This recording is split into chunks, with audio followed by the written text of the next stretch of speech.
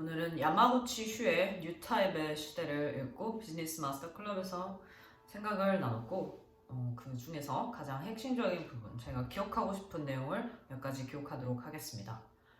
코로나를 겪으면서 우리가 인공지능, 4차 산업 이 세 가지가 한꺼번에 오면서 새 시대를 가져왔다 이렇게 말하는 전문가들이 많은데요. 사실 이 세 가지의 특징은 완전히 분리되어 있지 않습니다. 다양한 방식과 각도로 연결되어 있는 하나의 유기체처럼 서로한테 영향을 주면서 같이 변화하고 발전하고 그러고 있죠. 사실 지금보다 훨씬 더 빠른 속도로 앞으로 미래 5년, 10년은 30년, 50년의 변화를 가져올 거다 이렇게 전문가들이 이야기를 하고 있는데요. 이 책은 그런 현상에 대해 다양성, 불확실성, 복잡성, 모호성 이렇게 네 가지로 설명을 하고 있습니다. 이런 시대에 내 가치를 잃지 않고 살아남기 위해서는 올드 타입의 사고방식과 행동 양식을 버리고 뉴 타입의 그것들을 취해야 한다고 강조합니다. 어떤 것이 그러면 뉴 타입의 사람일까요? 이 책은 올드 타입과 뉴 타입의 차이를 명료하게 표로 설명을 하고 있는데요. 제가 그 표를 처음 봤을 때 대부분은 이해가 가는 어떤 진보하네, 올드한 건 이런 거고 뉴한 건 이런 거지 라고 생각을 했는데 딱 하나 그 중에서 굉장히 인상 깊었던 게 있어요. 올드 타입의 사람은 문제를 해결하려 하고 뉴 타입의 사람은 문제를 발견한다, 그것이었습니다. 이미 모든 사람이 문제라고 여기는 부분에 대한 해결책을 제시하는 거는 이제 올드 타입이고, 그게 아니라 이제 아직 대중들에게 인식되지 않은 잠재적인 혹은 비가시적인 문제를 수면 밖으로 끌어내서 그것에 대한 해답까지 이제 제시하는 것, 그게 문제의 발견, 뉴 타입의 사람들이 하는 일이라고 이제 말하고 있습니다. 다시 말하면 물질적인 결핍 같은 것은 그런 결핍 같은 1차적인 문제보다 조금 더 깊이를 가지는 문제, 즉 의미, 가치관 이런 것들을 건드리고 대안을 제시하는 것이죠. 어떻게 보면은 문제 발견이라는 말 안에는 해결이라는 말도 포함되어 있는 좀 더 확장된 개념이라고 보면 좋을 것 같습니다. 그렇다면 뉴타입의 시대에서 도태되지 않는 뉴타입의 사람은 도대체 어떻게 될 수 있는 걸까요? 이 책은 그것도 이제 정리를 해서 설명을 해주는데 세 가지 정리해보면 다음과 같습니다. 1번, 첫째, 동시에 하라. 한 우물만 파서 성공하는 건 이제 옛말이 되었죠. 평생 그 한 우물만 팠는데 결국 물이 안 나오면 어떡하죠? 그래서 엄청 깊이 파지는 못해도 이제 여러 군데를 이제 동시다발적으로 파보라는 이야기를 합니다. 이제 신조어로 치면 엔잡러가 되겠네요. 유명한 책에서도 그런 말을 하죠. 99% 잘하는 것 한 가지를 가지기보다 60, 70% 정도만 잘하는 일 두세 개를 가지는 것이 훨씬 유리하다? 제가 제대로 옮기는지는 모르겠지만 어떤 그런 맥락의 말이었던 것 같아요. 수능으로 치면 1등급에 다 9등급 맞느니 전체적으로 좀 골고루 한 2, 3등급, 3, 4등급으로 가져가는 게 더 낫다. 제가 수능 세대라서 비유를 한번 해봤고요. 두 번째는 이제 우선하라입니다. 일단 시도부터 하고 보라는 뜻입니다. 철두철미한 계획에 너무 연연하다 보면 그 계획을 시작했을 때 이미 세상은 내가 계획하던 배경의 세상은 저만침에 사라지고 있다는 거죠. 그리고 또 새로운 것들이 다가오는 게 작금의 시대입니다. 발빠르게 행동하지 않으면 가능성을 시험해볼 기회조차 잃어버린다는 의미에서 빨리 시도하라, 빨리 우선하라 이런 말인 것 같습니다.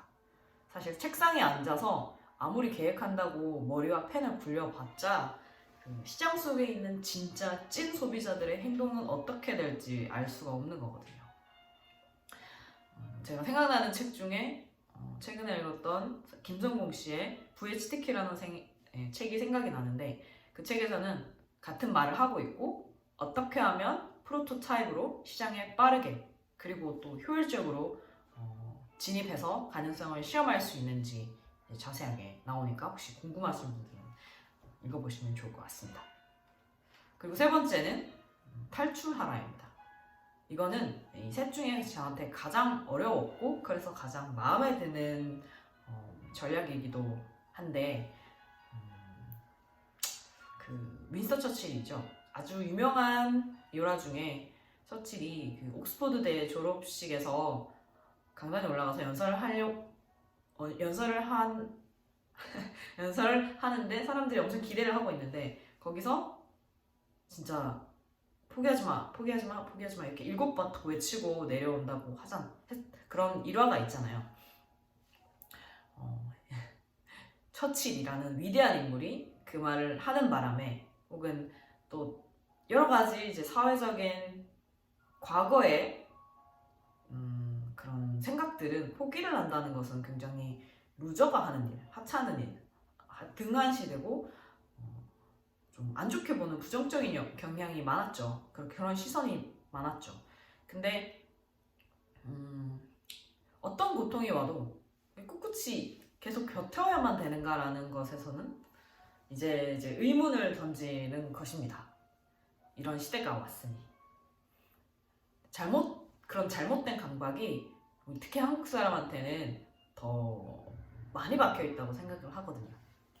사실 저도 포기한다, 너 포기하지, 너 도망가지 이런 말 듣기 싫어가지고 이게 잘못된 인간관계인 걸 알고 이게 저 사장이 악덕 사장인 것도 알고 이 환경이 나한테 좋은 영향을 끼치는 걸 알지만 빨리 포기하고 벗어나지 못해서 결국은 저 자신을 파국으로 몰아간 적도 많이 있습니다. 네. 그래서 갑자기 그 생각이 나니까 어쨌든 포기했다는 말을 듣기 싫어서 우리는 꿋꿋이 이제 버티고 견디는 것만이 능사인 줄 알았는데 그렇게 하지 말고 빨리 탈출하라 라고 말하고 있습니다. 하지만 이건 윈스턴 처칠이 하고 싶었던 이야기를 조금 잘못 이해를 하고 있는 게 아닌가 그런 생각도 들더라고요. 사실 윈스턴 처칠도 그의 인생도 수많은 실패와 빠른 포기로 이제 가득 차 있거든요. 그 사람도 이제 영어 시험에 낙제를 엄청 많이 받아가지고 옥스퍼드나 캠브리지 같은 곳은 갈 수 없어서 육군사관학교라는 대안을 빠르게 찾았고 또 기자 생활을 하다가도 그만두고 정치 출마를 하는 등 뭔가 빠른 시도를 계속하죠. 근데 시도를 하기 위해서는 포기를 해야 되잖아요. 그래서 제가 포기라는 말을 쓴 것입니다. 결국 한 지점에서 끝까지 머무르기만 했다면 그 위대하다고 우리가 칭송하는 처칠도 위대한 정치가가 결국 될 수 없었을 겁니다. 그래서 제가 그 처칠의 유명한 말 포기하지 마라를 조금 다르게 이 뉴타입의 시대에 맞춰서 변화를 시켜보면 단순히 포기하지 마가 아니라 아닌 걸 알면서도 버티고 있다가 네 자신을 파국으로 몰지 말고 얼른 탈출하고 새로운 걸 다시 시도하는 그 용기를 포기하지 마. 이 정도 되지 않을까